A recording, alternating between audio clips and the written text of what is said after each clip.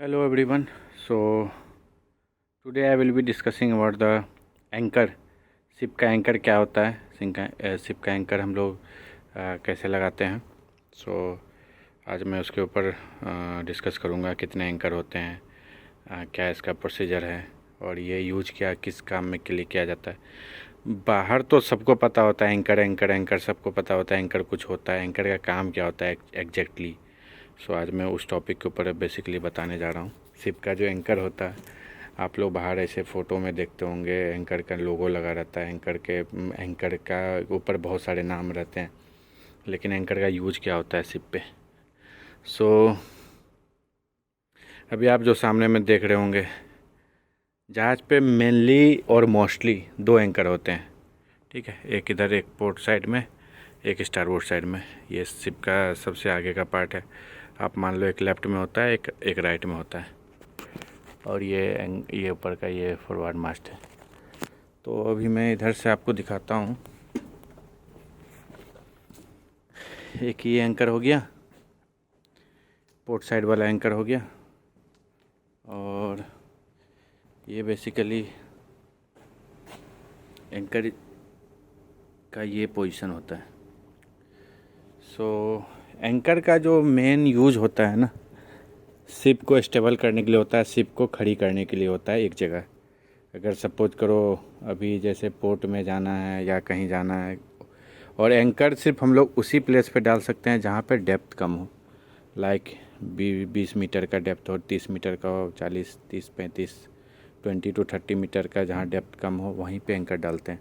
Otherwise हम लोग बस ड्रिफ्ट करते हैं. दैट मीन्स कि एंकर नहीं डालते हैं जहाज़ को. अगर ज़्यादा डेप्थ है, सपोज करो 100 मीटर डेप्थ है, तो वहाँ हम लोग एंकर नहीं डाल सकते क्योंकि उतना लंबा केबल हमारा नहीं जाएगा और फिर एंकर होल्ड भी नहीं करेगा. तो हम लोग जहाँ डेप्थ कम होता है, जहाँ पे पानी की गहराई कम होती है, वहीं पे हम लोग एंकर डालते हैं. तो दूसरी बात ये है कि अगर डेप्थ ज़्यादा हो तो हम लोग ड्रिफ्टिंग करते हैं. मतलब जहाज़ को बस इंजन बंद कर देते हैं और बस ऐसे ही छोड़ देते हैं. वो ऑटोमेटिक अपने आप जिधर स्वेल है, जिधर करंट है, जिधर विंड है, उसकी तरफ वो ड्रिफ्ट करती है. जहाज़ अपने आप चलती क्या मतलब बहुत स्लो स्पीड में, उस एज पर द करंट. मतलब आप किसी को फ्लोटिंग कर दो, जो किसी को फेंक दो पानी में, तो क्या होता है, वो जिधर पानी का बहाव होता है उधर बहने लगता है. या अगर बहाव नहीं है, कहीं कुछ बहाव नहीं है, वो उसी जगह स्टेबल रहेगी. सेम उसी तरह होता है शिप के अंदर भी, कि अगर कोई करंट नहीं है, कोई विंड नहीं है, तो शिप उसी जगह स्टेबल रहेगी, किधर भी हिलेगी नहीं. बट एंकर का क्या होता है ना, कि अभी जैसे ये है ना, अभी आप देखो ये चारों तरफ हम लोग बीच में एंकर डाल के खड़े हैं. ठीक है, चारों तरफ आप देख सकते हो वाटर है, पूरा समुद्र है, ये कोस्टल एरिया है. तो इधर हम लोग एंकर डाल करके खड़े हैं. अब एंकर डाल करके खड़े हैं तो अभी शिप हिलेगी नहीं, शिप सिर्फ स्विंग करेगी, हिलेगी नहीं. शिप इसी जगह पे, पोजीशन इसका रिमेन सेम रहेगा, पोजीशन इसका चेंज नहीं होगा, इसी पोजीशन पे रहेगी ये खड़े. अनटिल एंड अनलेस कि एंकर ड्रैग कर रहा है, मतलब एंकर खींचा जा रहा है, मतलब एंकर होल्ड नहीं कर रहा है, तो ही शिप मूव करेगी. अदरवाइज शिप मूव नहीं करेगी, शिप इसी पोजीशन पे रहेगी. तो ये हुआ हमारा एंकर का ये यूज होता है. अभी हमने स्टारबोर्ड साइड का, मतलब राइट साइड का एंकर हमने डाल के रखा हुआ है. मैं आपको दिखाता हूँ पानी में वो कैसे दिखता है. ये तो इस साइड का एंकर है, ये तो नहीं डाल के रखा हूँ. अभी स्टारबोर्ड का एंकर डाल के रखा हूँ, तो मैं आपको एक लुक भी दिखाता हूँ कि एंकर डालने के बाद कैसा लगता है. ये आप देख रहे हो जो वाइट मार्किंग है, एक्चुअली ये अभी वाइट मार्किंग है, इसके बीच में साइकिल है. तो उससे हम लोग काउंट करते हैं कि एग्जैक्ट कितने साइकिल पानी के अंदर गए. तो हम लोग जनरली एक साइकिल को 27.5 मीटर के अप्रॉक्स कैलकुलेट करते हैं. तो अब जितने साइकिल जाएंगे, दैट मीन्स कि मल्टीप्लाई, अगर 1 साइकिल गया, 2 साइकिल गया, तो 1 साइकिल गया तो मतलब 27.5 मीटर हो गया. 2 साइकिल गया तो उसको 27.5 इंटू 2 कर दो. 3 गया तो इंटू 3 कर दो. 4 गया तो इंटू 4 कर दो. तो उतने मीटर तक अंदर गए हैं. तो उससे हमारा कैलकुलेशन पता चल जाता है कि एंकर जो हमारा कितने नीचे पानी तक गया हुआ है.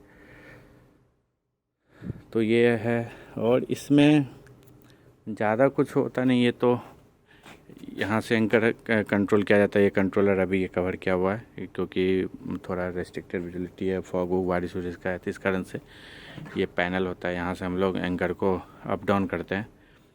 तो ये हुआ एंकर का ये विंच है, और ये जो है ये ब्रेक है, एंकर का ये ब्रेक है, हाइड्रोलिक ब्रेक है ये।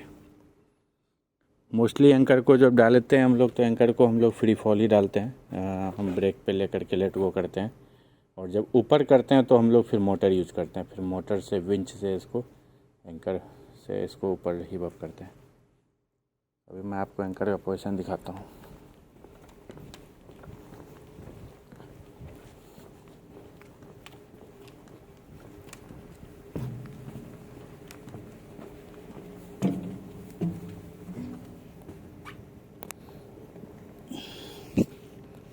देख रहे हो, ये एंकर का पोजीशन है। एंकर इस तरह से हम लोग डाले हुए हैं। ये पानी में इस तरह दिखता है। आगे का ये बल्बस बो है, ये शिप से निकला हुआ है, और ये एंकर का केवल अंदर इस तरह पानी में गया हुआ है। तो इस तरह एंकर के डालने की वजह से शिप स्टेबल है, शिप किधर भी मूव नहीं कर रही है। तो ये होता है बेसिकली एंकर का यूज।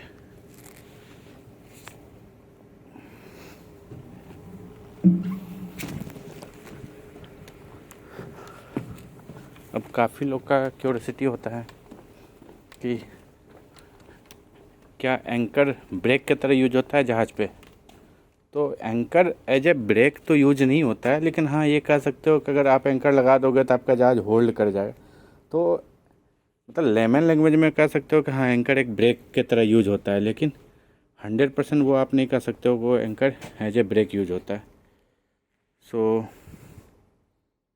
और एंकर में तो एंकर का, और ये एंकर हम लोग डालते कब हैं, तो जब जहाज़ रुक जाती है, स्टॉप हो जाती है, बिल्कुल स्लो हो जाती है, तब डालते हैं।